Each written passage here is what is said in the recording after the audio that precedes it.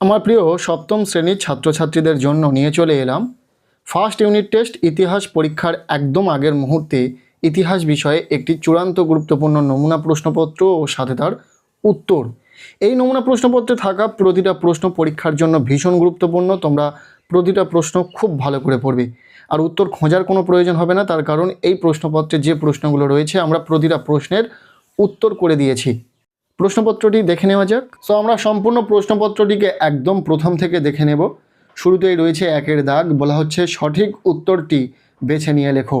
এখানে রয়েছে 1 মার্কের প্রশ্ন, 6টি প্রশ্নের উত্তর লিখতে হবে, টোটাল 6 নম্বর। প্রথম প্রশ্ন, অর্থশাস্ত্র রচনা করেন, উত্তর হবে কৌটিল্য। দ্বিতীয় প্রশ্ন, শশাঙ্কের রাজধানী ছিল, উত্তর হবে কর্ণ সুবর্ণ। এরপর গদাগের প্রশ্ন, রামচরিত কাব্যের রচয়িতা হলেন, উত্তর হবে অপশান গ সন্ধ্যাকর নন্দী। আমরা এখানে প্রতিটা প্রশ্নের উত্তর করে দিয়েছি, সেই প্রশ্নের নিচে ডিফারেন্ট কালারে সেই প্রশ্নটির উত্তর দেখতে পাবে। আর এই প্রতিটা প্রশ্ন তোমরা খুব ভালো করে উত্তর সহ দেখে রাখো, কেননা প্রতিটা প্রশ্ন পরীক্ষার জন্য ভীষণ ভীষণ ইম্পর্টেন্ট, ভীষণ সাজেস্টিভ, খুব ভালো করে পড়ে রাখো। এরপর ঘদাগের প্রশ্ন, বঙ্গ হচ্ছিল প্রাচীন বাংলার একটি, উত্তর হবে জনপদ। উমদাগের প্রশ্ন, খলিফা শব্দটি হলো, উত্তর হবে আরবি শব্দ। এরপর চদাগের প্রশ্ন, কৈবর্ত বিদ্রোহের নেতা ছিলেন, উত্তর হবে ভীম। এরপর রয়েছে প্রশ্নপত্রের 2-এর দাগ, বলা হচ্ছে নিচের প্রশ্নগুলির উত্তর লেখো যে কোনো 4টি। এখানে এসএকিউটাই প্রশ্ন রয়েছে, 4টি প্রশ্নের উত্তর লিখতে হবে, টোটাল 4 নম্বর। প্রথম প্রশ্ন, বাংলার প্রথম কবে তুর্কি আক্রমণ ঘটেছিল, উত্তর হবে 1204 খ্রিস্টাব্দে। এটা নিয়ে ডিবেট রয়েছে, 1205 খ্রিস্টাব্দেও হতে পারে।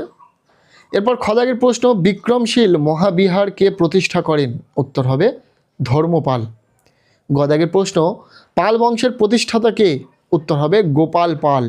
নেক্সট ঘদাগের প্রশ্ন, গীত গোবিন্দম কাব্যের লেখক কে, উত্তর হবে জয়দেব। উমদাগের প্রশ্ন, চর্যাপদ কি, উত্তর হবে চর্যাপদ হলো খ্রিস্টীয় 8ম থেকে দ্বাদশ শতকে লেখা বৌদ্ধ সিদ্ধাচার্যদের কবিতা ও গানের সংকলন। পরের প্রশ্ন, চোল রাজ্যে কোন ধাতুর হস্তশিল্প বিখ্যাত ছিল, উত্তর হবে ব্রোঞ্জ ধাতুর। এরপর রয়েছে প্রশ্নপত্রের 3-এর দাগ, বলা হচ্ছে নিচের যে কোনো 2টি প্রশ্নের উত্তর লেখো 2-3টি বাক্যের মধ্যে। এখানে রয়েছে 2 মার্কের প্রশ্ন, 2টি প্রশ্নের উত্তর লিখতে হবে, টোটাল 4 নম্বর। আমরা প্রতিটা প্রশ্নের উত্তর সহ আলোচনা করে দেব। 2 মার্কের জন্য কোন প্রশ্নগুলো পরীক্ষাতে আসতে চলেছে এবং তার উত্তর কি দেখে নাও। প্রথম প্রশ্ন, লক্ষণ সেনের রাজসভার পঞ্চরত্নের নাম লেখো, উত্তর হবে লক্ষণ সেনের রাজসভায় 5 জন বিশিষ্ট কবি ও পণ্ডিত ছিলেন, যাদের মধ্যে পঞ্চরত্ন বলা হয়। তারা হলেন জয়দেব, ধয়ী, গোবর্ধন, উমাপতিধর, শরণ। এরপর খদাগে বলা হচ্ছে বাণভট্ট কার সভাকবি ছিলেন, তার লেখা বইয়ের নাম কি, উত্তর হবে বাণভট্ট রাজা হর্ষবর্ধনের সভাকবি ছিলেন, তার লেখা শ্রেষ্ঠ বইটির নাম হলো হর্ষচরিত।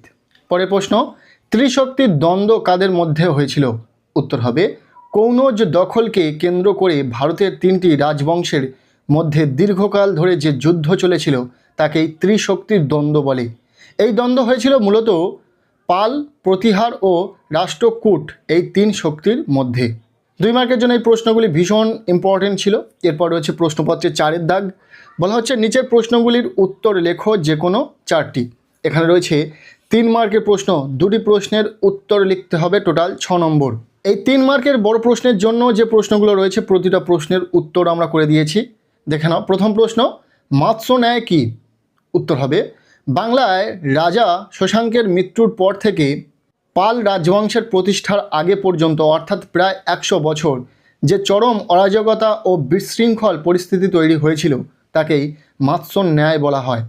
ব্যাখ্যা, পুকুরে যেমন বড় মাছ ছোট মাছকে গিলে খায়, তেমনি সেই সময়ে বাংলার শক্তিশালী সামন্ত বা রাজারা সাধারণ মানুষের ওপর অত্যাচার করত এবং দুর্বলের সম্পত্তি দখল করে নিত।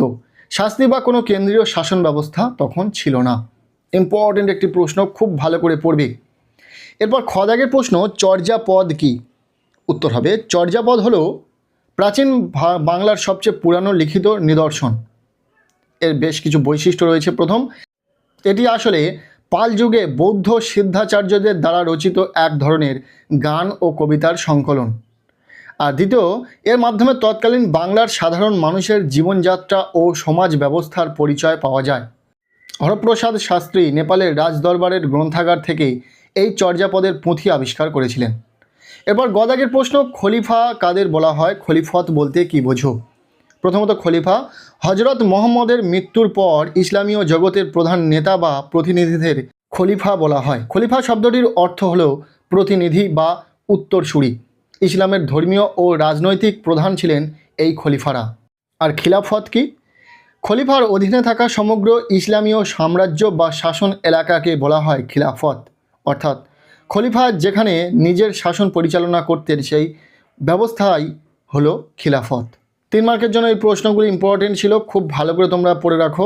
এরপর রয়েছে প্রশ্নপত্রে 5-এর দাগ, অর্থাৎ শেষ দাগ নাম্বার, যেখানে বলা হচ্ছে নিচের যে কোনো 2টি প্রশ্নের উত্তর লেখো 8-10টি বাক্যের মধ্যে। এখানে রয়েছে 5 মার্কের প্রশ্ন, 2টি প্রশ্নের উত্তর লিখতে হবে, টোটাল 10 নম্বর।